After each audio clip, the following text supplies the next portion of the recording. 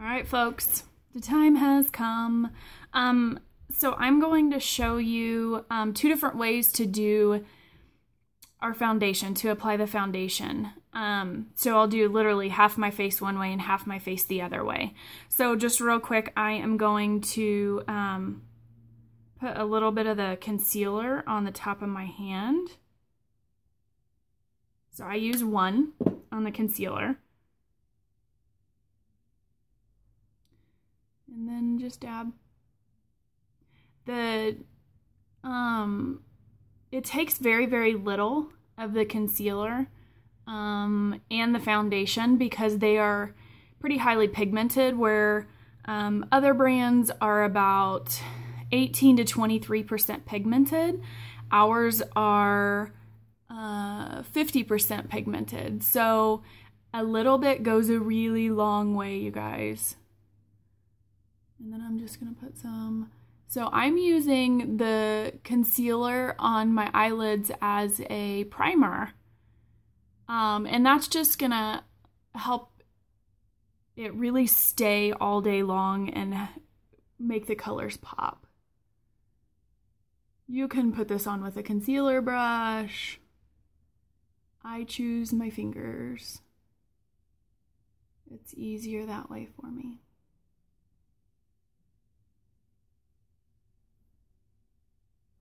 Okay, so there's that. Because of our concealer being so highly pigmented, I don't need to do concealer under my eyes. I guess if I wanted to highlight and contour, I could do different colors under my eyes, which is totally fine.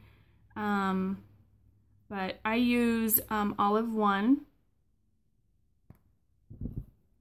Two different ways. So first way is the stippling brush. So you can just get a little bit of foundation on and swirl.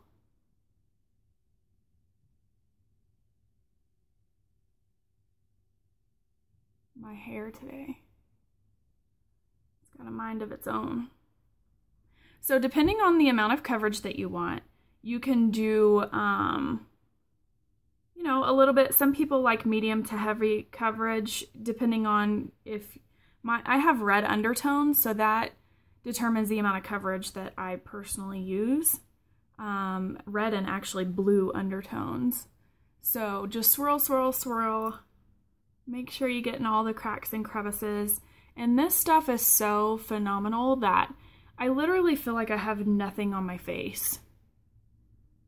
So again, stippling brush, we don't have a stippling brush quite yet. The brushes, hopefully that brush is soon to come.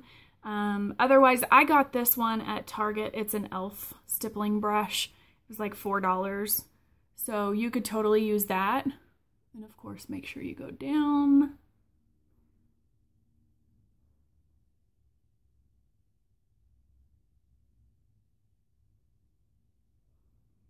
So hopefully you can already tell this one's still red. This has an even tone, which is really the goal behind putting makeup on, is so you kind of cover your imperfections. Okay, so that's one way to do it. So now the foundation that I just put on my hand, I did that for a reason, so I could start warming it up. So these are wax base, and anytime you're working with makeups like this, it's important to warm it up. Whether that be to kind of swirl whatever brush you're using, put it on the back of your hand. Those are kind of tips and tricks that you can use. So I'm using my blending bud.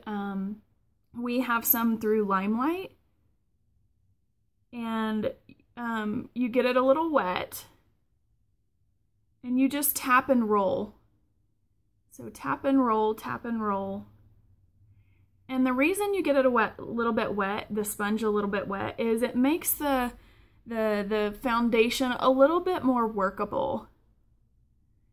Kind of melds to your face a little better. Gets into those places that normally you can't. The way your skin cells work and the way that they lay, it kind of helps with that as well. So if you know how your skin cells grow, they grow down. like this. So whenever you're putting makeup on, if you're just putting it over the top like this, that's not gonna work. You've literally gotta roll. I recommend rolling upward.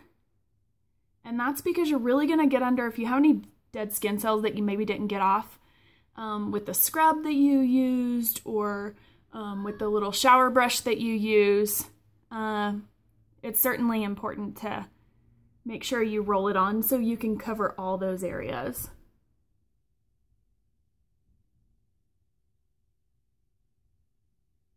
So 2 different ways to do it. Super easy on either way.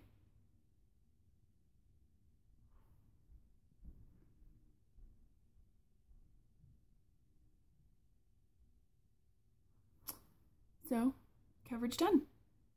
So that is our foundation. I can certainly help you find your colors in our foundation. I can color match you. You just let me know what you're wanting. And I'm going to finish the rest of my stuff, but today I just really wanted to focus on the foundation, the different techniques that you have for application. So this feels super light. I also want to add on as a side note something that's really important, the setting powder. So our setting powder is really, in my thoughts are, everybody needs to use a setting powder, and that's just going to keep this from really moving, from kind of melting too much into your face. Or if you have really oily skin, it's just really important to make sure you're setting it. And I am using my blending bed as well, and it just really presses it in really good.